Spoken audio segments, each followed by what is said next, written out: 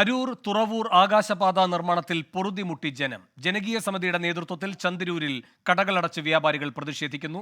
പ്രദേശത്ത് എല്ലാ ദിവസവും മണിക്കൂറുകൾ നീളുന്ന ഗതാഗതക്കുരുക്കാണ് അനുഭവപ്പെടുന്നത് എന്ന് നാട്ടുകാർ പറയുന്നു.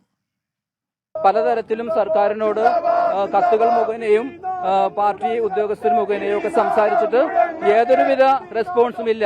കളക്ടറിന്റെ ഭാഗത്തുനിന്ന് പോലും യാതൊരു റെസ്പോൺസും ഇല്ല. അതുകൊണ്ടാണ് ഞങ്ങൾ ഇങ്ങനെ ഒരു സമരത്തിലേക്ക് മാറിയത്. ഇവിടെ കഴിഞ്ഞ കളക്ടർ വന്നു കഴിഞ്ഞിട്ടാണ് ഇവർ സിമെന്റ് ചെയ്തത്. ഇവിടെ മെറ്റിൽ നമ്മൾ കോൺക്രീറ്റാ ചെയ്തതെന്ന് പറഞ്ഞു. വെറുതെ മെറ്റിൽ പൊടിയും മെറ്റിലും കൂടി കുഴച്ചിട്ടിട്ട് ഇപ്പൊ മറ്റേനെക്കാട്ടി കൂടുതൽ ഇപ്പൊ ജനങ്ങൾക്ക് നടക്കാൻ പറ്റാത്ത അവസ്ഥ. ഇപ്പൊ വെള്ളക്കെട്ട്, ഇപ്പൊ നമ്മൾ പോകുന്ന സൈഡിലേക്ക് ഭയങ്കര വെള്ളക്കെട്ട്. സ്കൂളിൽ പോകാൻ പറ്റില്ല കുട്ടികൾക്ക്. 5 ദിവസം ഇവിടെ അടച്ചിട്ട് 5 ദിവസം സ്കൂളിൽ അവധി കൊടുത്ത്, എന്നിട്ട് പോലും ഇവിടുത്തെ ജനങ്ങൾക്ക് ദുരിതം ഭരിച്ചുകൊണ്ട് പിന്നെയും ഇവർ അധികാരികൾ നമ്മുടെ അടുത്ത് അനാസ്ഥ കാട്ടിക്കൊണ്ടിരിക്കുക. ഒരു കാൽനടക്കാർക്ക് പോലും നടക്കാൻ പറ്റാത്ത അവസ്ഥയാണ് ഇവിടെ. കാൽനടക്കാര് പോട്ടെ, 32 വർഷമായിട്ട് സ്കൂട്ടർ ഓടിക്കണം, കാർ ഓടിക്കണം എടുത്തിനാണ്. ഈ കുഴിയിൽ ഞാൻ സ്കൂട്ടർ ആയിട്ട് തെന്നി വീണിട്ട് ഞാൻ ആ PS മിഷൻ ഹോസ്പിറ്റലിൽ അഡ്മിറ്റ് ആയിരുന്നു. എക്സ്റേ എടുത്ത്, കാലിലെ മുട്ടൻ എക്സ്റേ എടുത്ത്, ചതവ് ഇപ്പോഴും വേല മാറിയിട്ടില്ല. ഇവിടെ ഈ ജനപ്രതിനിധികളുണ്ട്, അവർക്കൊന്ന് കണ്ണ് കണ്ടുകൂടെ? ഒരു മനസാക്ഷിയില്ലാത്ത പരിപാടിയാണ്. ഞാൻ അവരുടെ ആ സൂപ്പർവൈസറിന്റെ അടുത്ത് ഞാൻ ചെന്നിട്ട് പറഞ്ഞു, നിങ്ങൾ ഇതിന്റെ അകത്ത് 2 വണ്ടിക്ക് പോകാനുള്ള ഒരു ഗ്യാപ്പ് ഇവര് ഇത് ചെയ്തിട്ടുണ്ട്, അക്വയർ ചെയ്തിട്ടുണ്ട്. നിങ്ങൾ ഇതിലെ കൂടി 2-3 വർഷം നടന്നു നോക്ക്, നിങ്ങളുടെ പണിക്കാരും നടക്കും.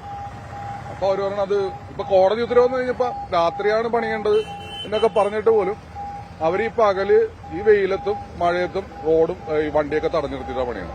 ഇത് കുമ്പളത്തുനിന്ന് 2 മിനിറ്റ് കൊണ്ട് വരേണ്ട വണ്ടി 2 മണിക്കൂർ കൊണ്ടാണ് അരൂരെത്തിയത്. ഒരു രക്ഷയില്ല. ഇത് കണ്ട ബസ് സ്റ്റോപ്പാണ്. ഇവിടെ എന്താ പറയേണ്ടത്? ഇത് ഭയങ്കര ഒരു ജനങ്ങൾക്ക് ഭയങ്കര ഇതായിട്ട് ദോഷമായിട്ട് മാറിക്കൊണ്ടിരിക്കുന്നത്. യാത്രക്കാര് പരാതി കൊടുത്തിരുന്നു, നടപടിയൊന്നും ആകുന്നില്ല. ഇവിടെ വൈകുന്നുണ്ട്. അങ്ങ് 9:30-10 മണിയൊക്കെ എത്തുമ്പോ വെള്ളക്കെട്ട് ഭയങ്കര പ്രശ്ന.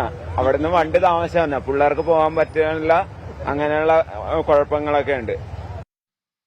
അരൂരിൽ നിന്ന് വിഷ്ണു സുരേഷ് കൂടുതൽ വിവരങ്ങളുമായി ചേരുന്നു. വിഷ്ണു, ഇപ്പോഴും പ്രതിഷേധം തുടരുകയാണോ? എന്തൊക്കെയാണ് പ്രതിഷേധക്കാർ പറയുന്നത്?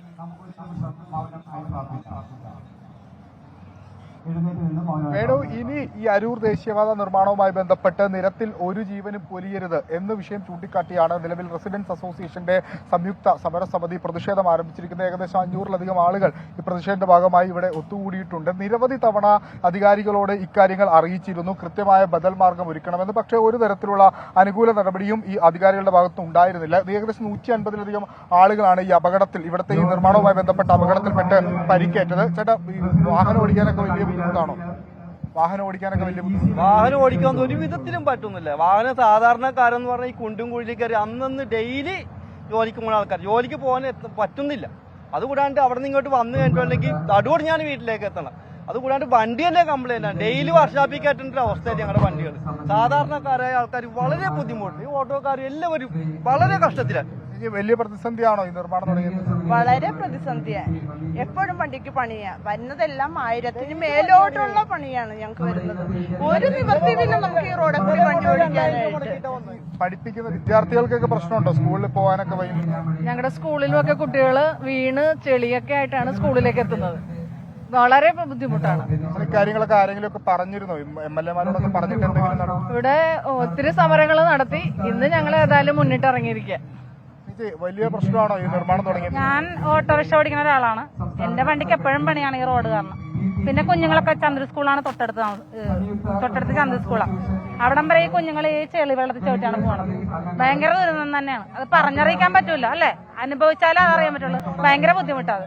ഈ പ്രതിഷേധം തുടരാൻ തന്നെയാണോ ചേട്ടാ തീരുമാനം? ഒരു നടപടി ഉണ്ടാവുന്നത്? തീർച്ചയായിട്ടും സമരം തുടരാൻ തന്നെയാണ് തീരുമാനം. കമ്പനിയുടെ ഭാഗത്തുനിന്ന് ജനങ്ങൾക്ക് നല്ലത് എന്തെങ്കിലും സംഭവിച്ചാൽ അല്ലാണ്ട് ഈ സമരത്തിൽ നിന്ന് ജനകീയ സമിതി പിന്മാറുന്നതല്ല. ഒരു ബദൽ മാർഗം ഒരുക്കാതെ തുടങ്ങിയതാണ് പ്രശ്നമായി പോയത്. ഇപ്പൊ ഈ കഴിഞ്ഞ ദിവസം 7 ദിവസം റോഡ് അടച്ചിട്ടുകൊണ്ട് ബദൽ മാർഗം സംവിധാനം ചെയ്തതാണ് ഇപ്പൊ ഈ കാണുന്നത്. ഒരു നടപടിയിലാണ്. ഞാൻ ഡെയിലി എറണാകുളം, തൊടുപുഴ, കോതമംഗലം, മൂവാറ്റുപുഴ വഴി തിരിച്ചു വരുന്ന ആളാണ്. ഈ നാട്ടിലുള്ള ആളാണ്. ഈ അരൂര് വന്നു കഴിഞ്ഞാൽ പിന്നെ ഇങ്ങോട്ട് നമുക്ക് വീട്ടിലെത്താൻ 1.5 മണിക്കൂർ വേണം. ആ ഒരു അവസ്ഥയിൽ നിന്നും ഇതിനൊന്നും നമ്മളെതിരല്ല, വർക്കിനൊന്നും നമ്മളെതിരല്ല. നമ്മൾക്ക് നാടിന് വികസനം ആവശ്യമാണ്. അതിലൊന്നും നമുക്ക് യാതൊരു തർക്കവുമില്ല. പക്ഷെ നമ്മൾക്കുള്ള സൗകര്യം, നമ്മളെ മക്കൾ, കുഞ്ഞുമക്കൾ സ്കൂളിലും കോളേജുകളിലും പോകുന്ന കുട്ടികൾ, ഈ ബസ് സ്റ്റോപ്പിൽ നിന്ന് 100 കണക്കിന് കുട്ടികൾ സ്കൂളിൽ എത്തുന്ന 11 മണിക്ക് ഇവരെന്തിനു പഠിക്കാൻ പോവുകയാണ്? കുറെ പേര് വീട്ടിലേക്ക് തിരിച്ചു പോകുന്നു. എന്തിനു വേണ്ടിയാണ് ഇവര് ഇതെല്ലാവരും ബന്ധപ്പെട്ട് അടച്ചിട്ടപ്പോ വളരെ ഒരു പ്രതീക്ഷ ഉണ്ടായിരുന്നു. അവർ 5 ദിവസം സ്കൂള് അവധി വേർത്ത് മറ്റേ വണ്ടി വിടാണ്ട് വന്നപ്പോ ഇവിടെ അടച്ചിട്ട് കഴിഞ്ഞപ്പോ ഞങ്ങൾക്കൊരു പ്രതീക്ഷ ഉണ്ടായിരുന്നു, ഇത് റെഡി ആവുമല്ല, പഴയതുപോലെ ആവുമല്ലെന്ന്. ഒരു പ്രയോജനം നിങ്ങൾ നോക്കില്ല. 5 ദിവസം നിർമ്മാണം, അതായത് സ്കൂളുകൾക്ക് അവധി കൊടുത്ത് കടകളൊക്കെ അടപ്പിച്ച് നിർമ്മാണം നടത്തിയ സ്ഥലമാണ് ഈ കാണുന്നത്. 5 ദിവസം ഇവിടെ എന്ത് നിർമ്മാണ പ്രവർത്തനമാണ് നടന്നതെന്ന് ഇപ്പോഴും മനസ്സിലാവുന്നില്ല. ഇവിടെ ഈ ചെളി, ഈ വെള്ളക്കെട്ട് നിർമ്മിക്കാൻ വേണ്ടിയാണോ ഇവർ ഈ ശ്രമിച്ചതെന്നാണ് നാട്ടുകാർ ചോദിക്കുന്നത്. സ്വാഭാവിക ഒരു ചോദ്യം മാത്രമാണ്. ചേച്ചി, സ്കൂളിലെ പിള്ളേർക്കൊക്കെ പോകാൻ ഭയങ്കര ബുദ്ധിമുട്ടാണോ? സ്കൂളിലെ പിള്ളേർക്കും ബുദ്ധിമുട്ടാണ്, എല്ലാ ജനത്തിനും ബുദ്ധിമുട്ടാണ്. വെളുപ്പിന് 2 മണിക്ക് പണിക്ക് പോകുന്ന ആളുകൾക്കൊക്കെ ഭയങ്കര പാടാണ്. അലച്ചു വരെ എന്റെ കെട്ടിയാൻ വീണിട്ടുണ്ട്. ആരാണ് പറയാനും എടുക്കാനും ഇരിക്കണം? ഈ കുഴിയിൽ കൂടി, അത് ഇതിലെ കൂടി അരിയിൽ കൂടി വേണം പോകാൻ. സ്കൂളിന്റെ വാതിക്കൽ ചെന്നിട്ട് വേണം അപ്പുറം കിടക്കാൻ. ഇതിലെ പ്ലാന്റിൽ വേണം വരാൻ. ആ 2 മണിക്കൊക്കെ ഭയങ്കര കഷ്ടപ്പാട് തന്നെ പോകാനും വരാനും. ആൾക്കാർ വീഴുന്ന സംഭവങ്ങൾ, ബൈക്ക് ഇഷ്ടം പോലെ വീണിട്ടുണ്ട്. പച്ചക്കായും വണ്ടിയും വന്നിട്ട് അത് മറിഞ്ഞു വീണിട്ടുണ്ട് പള്ളിയുടെ വാതിക്കല കുഴിയിൽ. എന്നിട്ട് ആ ചെറുക്കനെ ആശുപത്രിയിലൊക്കെ കൊണ്ടുവന്നിട്ടുണ്ട്. ഭയങ്കര അതിക്രമമാണ് എപ്പോഴും, വീഴ്ചയും കാര്യങ്ങളും ഒക്കെ ആയിട്ട്. പ്രതിപക്ഷ നേതാവ് നിയമസഭയിൽ ഉന്നയിച്ച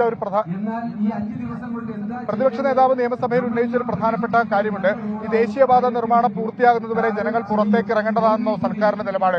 ആ നിലപാട് തന്നെയാണ് ഈ ജനങ്ങളും ചോദിക്കുന്നത്. തങ്ങളുടെ ജീവന് ഒരു വിലയുമില്ലേ, കൃത്യമായ നടപടികൾ സ്വീകരിച്ചില്ല എങ്കിൽ ഇനി ഈ പ്രതിഷേധം തുടരും. ഒരു തരത്തിലുള്ള സഹകരണത്തിനും തയ്യാറല്ല. പൊറുതി മുട്ടിയിട്ടാണ് തങ്ങൾ പ്രതിഷേധത്തിനായി തെരുവിലേക്ക് ഇറങ്ങിയതെന്നാണ് ഈ ജനകീയ സമരസമിതിയിലെ ഈ സാധാരണക്കാർ ഒന്ന് നടന്നു പോകാൻ വേണ്ടിയുള്ള സമരമാണ് നടക്കുന്നത്. ശരി, വിഷ്ണു സുരേഷാണ് അരൂരിൽ നിന്ന് വിവരങ്ങളുമായി ചേർന്നത്.